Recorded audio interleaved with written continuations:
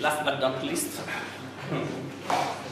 we are going to present some results concerning variable cycle fatigue and more specifically about the size effect that has been quite recently identified by Furuya for what concerns the strength, fatigue limit evaluation for very high cycle fatigue for high strength materials.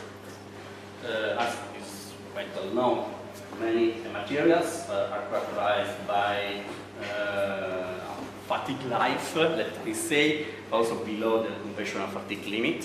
So we are used to look at two modes of failure for in fatigue for this kind of materials. If the stress amplitude is above the conventional fatigue limit, usually cracks nucleate in correspondence to external surfaces of the specimens, whereas if we are going to subject these specimens with stresses, maximum stresses that are below the conventional fatigue limit, cracks nucleate inside the specimen and usually take origins from the inclusions or defects that are present inside the compound. Of course, it is of interest for some specific applications, mostly in the aerospace engineering, in energy system production industries, but also in the automotive and railway fields, to evaluate the fatigue strength of these materials in the very high cycle fatigue region. Just two pictures: surface fracture obtained classic high cycle fatigue and classic fisheye fracture that is a typical mode of failure for in the very high cycle fatigue region. The problem of evaluating the fatigue strength and the fatigue limit in the very high cycle fatigue region is strictly connected to the presence of a size effect that is being supposed already by Murakami. It is being for the first time evaluated experimentally by Furuya. To say the larger, not the dimension of the specimen, but the larger the risk volume inside the specimen. What is the risk volume? Is just the volume of the material inside the specimen that is characterized by stresses that are at least 90% of the maximum nominal stress of the experimental test that you are performing. By increasing the volume, the risk volume, the value of the strength, fatigue strength, and the fatigue limit decreases. So there is a strict dependence, seems to be a strict dependence between these parameters. The problem is that until now, all the experimental tests in the very high cycle fatigue region has been carried out by using hourglass and dog bone specimens. To say specimens that for the specific shape are not so proper for the typical analysis, the typical test that is used for this kind of fatigue test, to say tests in, with resonance machines working at 20,000 Hertz. And that means that all the data that are available are characterized by the depth, let me say the limit to have been obtained by using very small risk volumes. So the problem is to evaluate how much the risk volume will affect, will influence the response of the material, if a limit will exist, and so everything requires to carry out experiments with larger and larger risk volumes. It is not possible to use hourglass and dot bone specimens for doing that, because the stress distribution along the component is very non-uniform. So that means that the risk volume, to say volume of material that is subjected to at least 90% of the maximum nominal stress of your test, is very limited. we see just below, use of specimens to say hourglass specimens are usually characterized by around 33 millimeters cubed. The maximum that can be reached is less than 200. If you take into consideration dog bone specimens, they are the specimens that have been used by Furuya for his studies, we can reach a much less than 2,000 millimeters cubed as risk volume. 900 was the risk volume of the specimens used by Furuya. And in order to overcome this problem, our research group proposed to adopt a different kind of specimen, to say different shape. We call them just Gaussian specimens, to say that the central part of the specimen is characterized by a Gaussian shape, and this Gaussian shape allows us to have a very uniform stress distribution for a very long portion of the specimen. And this allows us to reach very large risk volumes for our tests.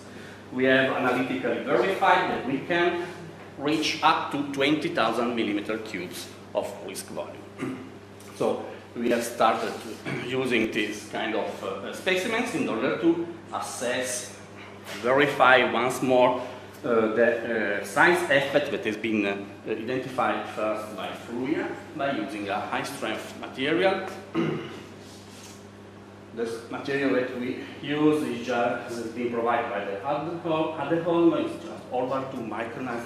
It's an AISI H13 high-strength material. You can see here the chemical composition. And just below, you can see the two specimens, just the design drawings that we have used to manufacture the specimens. We use a hourglass specimen characterized by a 200 millimeter cube risk volume. And then we have used a Gaussian specimen characterized by a 2,300 millimeter cube risk volume. Up to now, in the literature, this is the largest risk volume that has ever been tested. Of course, in the very high cycle fatigue range. Just a few information about the specimens. They have been obtained by a quite large lab that has been divided in bars and then machined in order to obtain the specimens. The specimens have been heat treated, quenching and tempering. The final material proper configuration is just tempered martensite. Just tensile strength, 2000 megapascal, and Pica's hardness 560. Just a few words concerning the testing procedure. It's a resonance machine working at 20 kilohertz. We have decided to perform our tests until 10 at 10 cycles. So 10 at 10 cycles has been our run-out term for the tests. That makes that working constant stress amplitude, tension compression. For the hourglass specimens, we have to work with maximum stresses between 710 megapascal and 570 megapascal, whereas for the Gaussian specimens, we had to work between 570 megapascal and 490 megapascal. Very brief observations. Hourglass specimen, 13/17 specimens failed before reaching the 10 at 10 cycles. So they failed in the range between 1.819 by 10 at 7 cycles and 9.40 by 10 at 9 cycles. Gaussian specimens, 11/13 failed.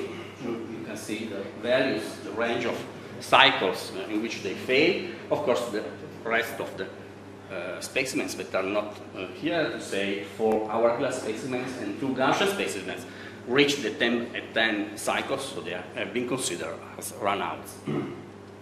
All the fracture surfaces have been analyzed with optical microscope and electronic microscope in order to verify that the failure has been due to internal inclusions in order not to confuse possible different modes of failures.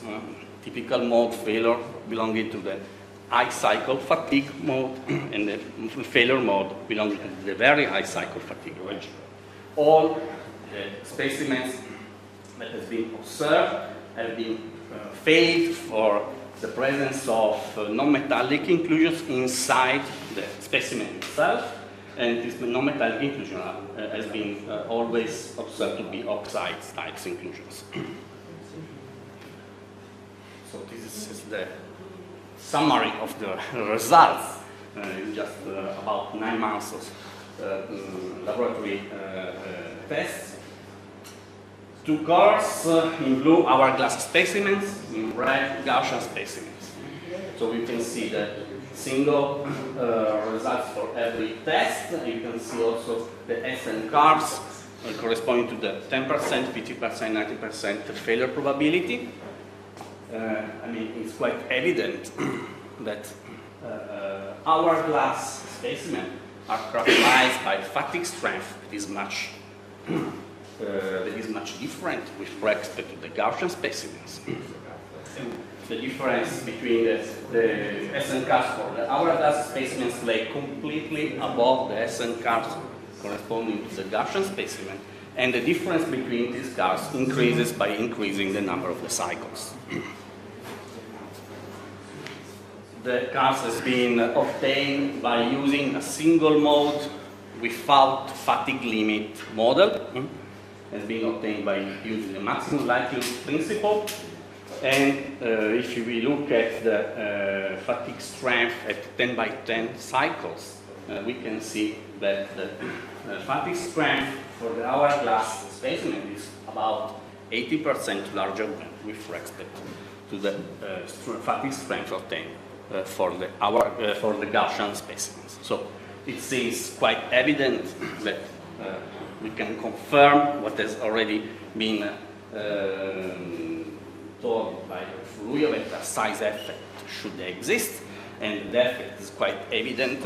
What is could be interesting is just to verify until which risk volume this side effect will be present. Why this? Because it means that if I'm performing my tests with smaller risk volumes with respect to the real risk volume that I will have in my component, real component, I will overestimate the fatigue limit. So I'm in danger to design a component that will not be able to survive.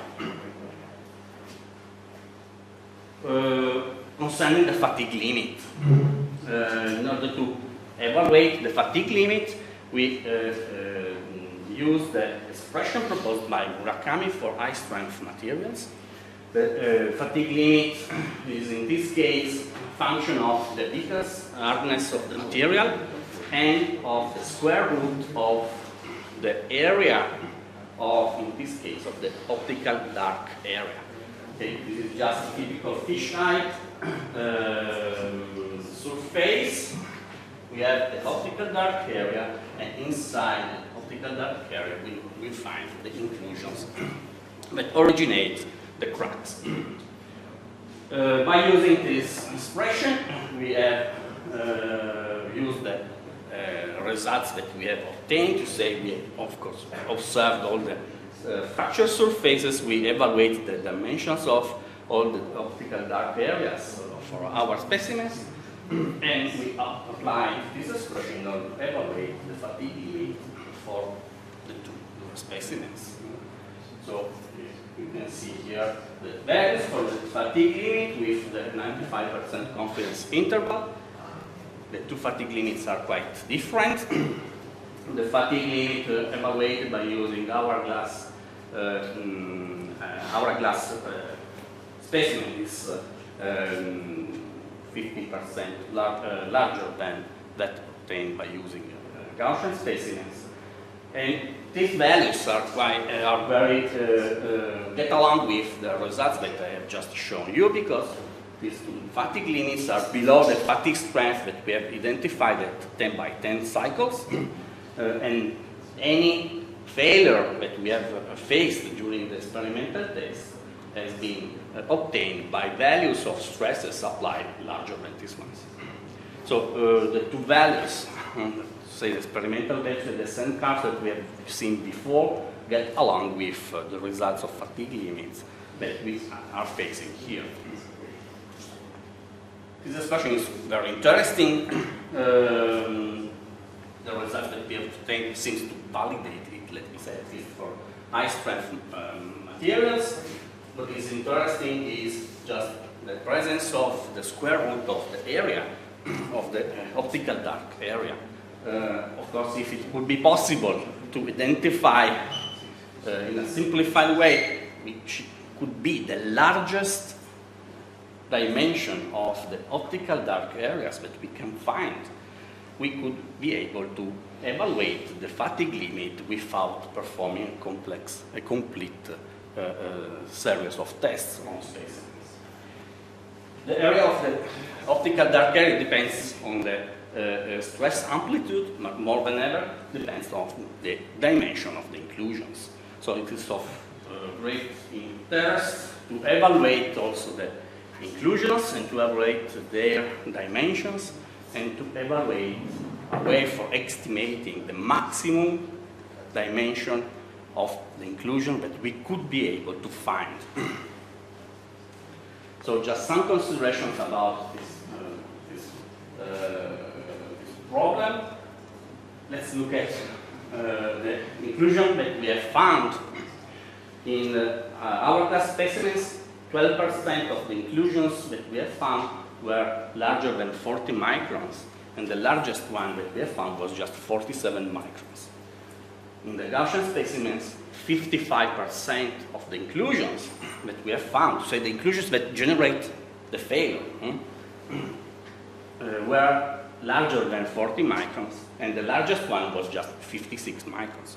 So this is just a reason of the relationship between the risk volume and the inclusions. The larger the risk volume, the larger the possibility to find larger inclusions, and the larger will be the largest inclusion that will be found.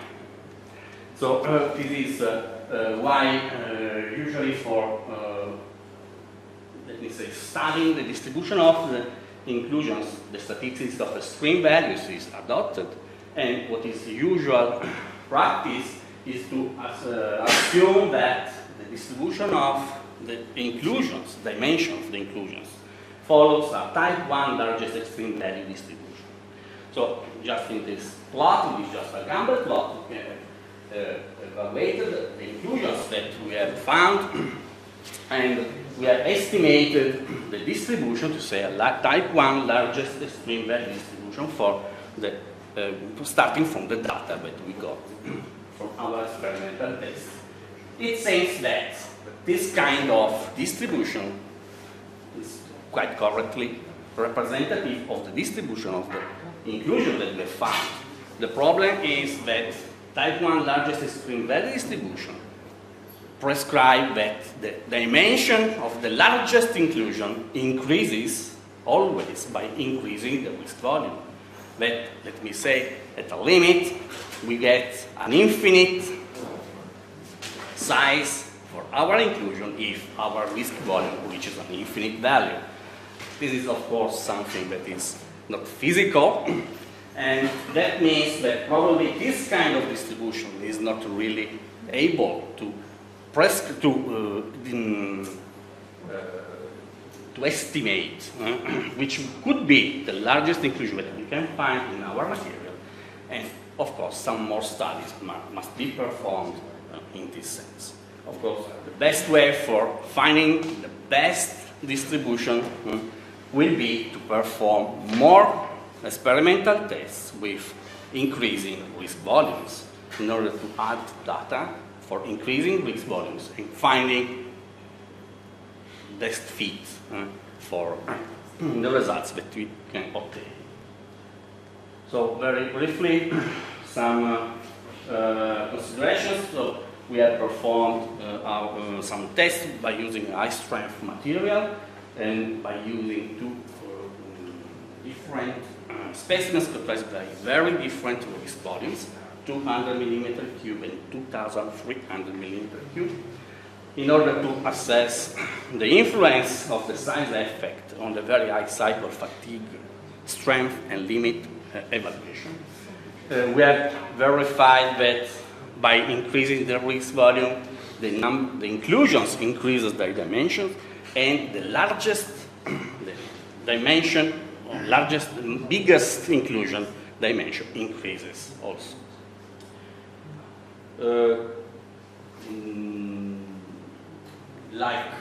Just what will be the interest for coming activities. As we told before, we would like to improve the data that we currently have by using specimens with much larger risk values in order to evaluate if the type 1 largest extreme value distribution for evaluating the maximum dimension of the inclusion can be adopted effectively, or if some different distribution has to be thought about, because this could be a quite interesting way for evaluating the fatigue limit in the very high cycle fatigue region for this kind of materials. Let me say, performing a very limited number of experimental tests, instead of studying all the complete SN cars. This is